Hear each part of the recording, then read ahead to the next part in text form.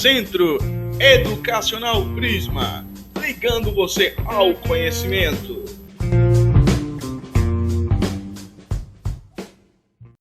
Oi, gente, tudo bem com vocês? Hoje nós vamos para a segunda parte, tá? Do domínio espanhol e das invasões holandesas, que nós começamos na aula passada. Hoje a gente vai ver, na aula passada, né, nós vimos a invasão holandesa aqui no Brasil, mas a gente falou muito da região da Bahia. Hoje nós vamos ver todo o contexto na região, aliás, no estado de Pernambuco. A gente viu no estado da Bahia. E agora a gente vai ver o momento que os holandeses vieram aqui para o Brasil, né? Aqui em Pernambuco, na nossa região nordeste, né? E a gente vai ver justamente essa parte. Vamos lá. Os holandeses, eles aqui em Pernambuco, né? Nessa época, Pernambuco era o maior produtor de açúcar, né? Nós já falamos sobre isso, né? Os holandeses, eles não puderam negociar com os portugueses por causa da Espanha, que eu falei que eles fizeram um tratado de paz, né? Na primeira vez que eles vieram aqui, certo? E aí a gente vamos ver, continuar aí o que aconteceu. Em fevereiro de 1630, né? Desculpa, 1630, a Companhia das Índias, ela resolveu vir para aqui, para Pernambuco, pelo litoral pernambucano. E aí, o que aconteceu aqui? Matias de Albuquerque, ele era o governador daqui de Pernambuco. E sabe o que é que ele fez?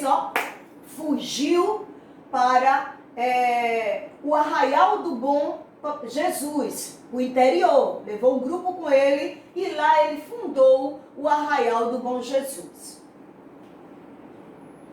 Ele juntou-se com os indígenas, os escravos e conseguiu, né, e fazer uma guerra com os invasores, com os holandeses, tá certo? Eles combateram contra os holandeses. Esse aqui, gente, é o Arraial do Bom Jesus, hoje, tá? Domingos Fernandes Calabar, ele também foi uma pessoa que ajudou a conquistar toda a região, ele deu todo o apoio, né, segundo a história, aos holandeses. Ele ajudou a conquistar toda a região pernambucana. Matias de Albuquerque deixa o Arraial e vai embora para Alagoas. No Porto Calvo, o que é que ele fez? Ele prende Calabar, né, que ajudou os holandeses, e manda enforcar Calabar. O conde João Maurício de Nassau, então, é enviado, né, da Holanda para vir governar Pernambuco, tá? Ele veio governar as terras conquistadas aqui em Pernambuco. E ele fez algumas melhorias dentro de Pernambuco, principalmente na capital do Recife, tá? O que é que ele fez aqui? Ele criou orfanatos, hospitais, ele também promoveu o casamento entre várias religiões, como a católica, a protestante, a judaica. Ele garantiu um bom preço do açúcar e estendeu o domínio holandês até o Ceará.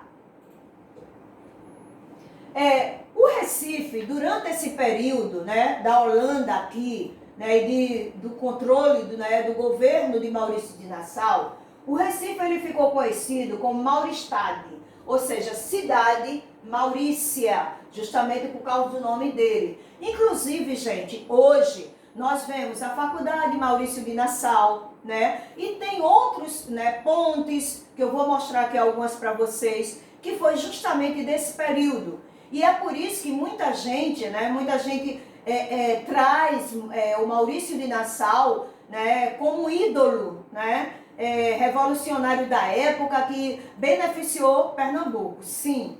Mas alguns historiadores também falam, né, que nesse período colonial E sabe o que era que ele fazia na ponte? Ele cobrava pedágio, porque no Rio Capibaribe, a divisão de uma cidade para outra, as pessoas tinham que andar de barco, né? Atravessando de um lugar para o outro. E depois que foram criada a ponte, né? Criaram as pontes, ele começou a cobrar pedágio. Gente, ó, cobrava para as pessoas circular. Mas isso é história, né? Então, a história traz a verdade de vários autores, né? De acordo com os vestígios, né? Com os documentos, né? Que eles conseguem ter acesso. Então, esse é um dos fatos que muita gente também critica o Conde Maurício de Nassau. Vamos lá. No governo de Nassau, Olinda, essa aqui é a foto de Olinda, tá, gente? Na época, ela foi edificada, construída, tá? E aí, eu vou mostrar para vocês alguns, né, palácios, né, alguns feitos de Maurício de Nassau aqui em Pernambuco. Ó, o Palácio Friburgo, que era assim, ó, nessa época, tá? O Palácio da Boa Vista, tá? Que na época também foi criado por eles, tá? Ó, em 1640 a 1642. A Ponte da Boa Vista, a famosa Boa Vista, né? Que a gente tem um círculo muito grande, né? Ali transitando da Boa Vista para Santo Antônio, né? Essa Ponte da Boa Vista também foi criada nesse período, tá? Liga o bairro da Boa Vista ao bairro de Santo Antônio, tá aqui, ó, Boa Vista, tá? Na época colonial, olha como era, tá vendo? A ponte foi criada primeiro em madeira, tá? Assim, ó, com estacas. Hoje, ela é dessa forma, foi modernizada dessa forma toda de ferro.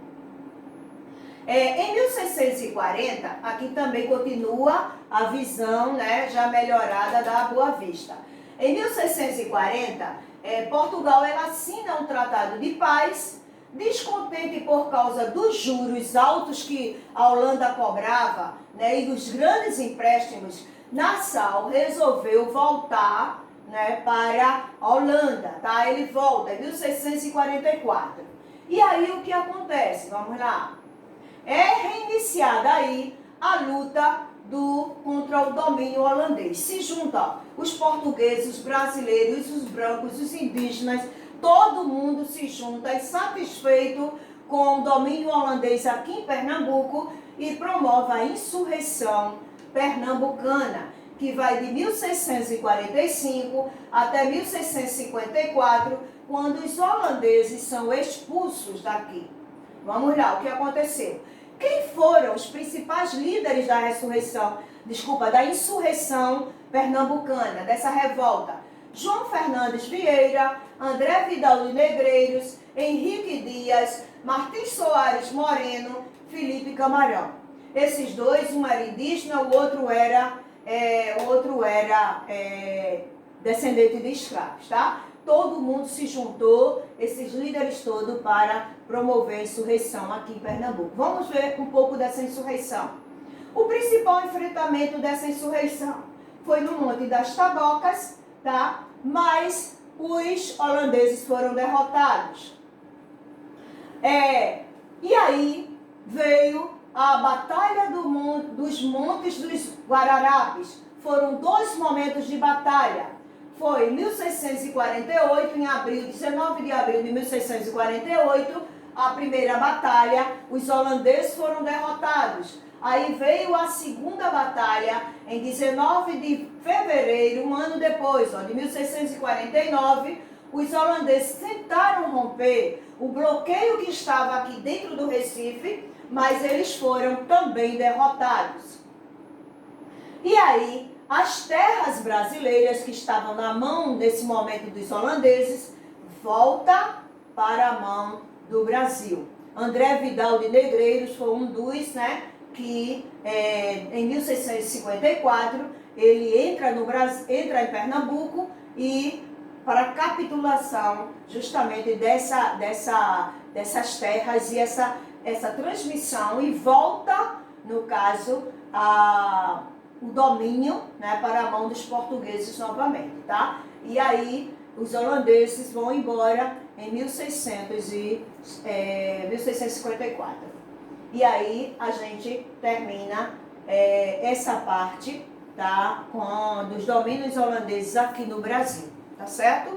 E aí a gente vai dar continuação na próxima aula, não desse assunto, mas dos portugueses, a continuação dos portugueses aqui ainda no domínio brasileiro, tá bom? A gente vai ficando por aqui, né? Espero que vocês façam a atividade, né, dessas páginas aí, leiam novamente, podem ver a aula várias vezes e façam a atividade. E lá na live a gente vai estar corrigindo, tá, essas atividades. Ó, beijo pra vocês, amo vocês e até a próxima aula.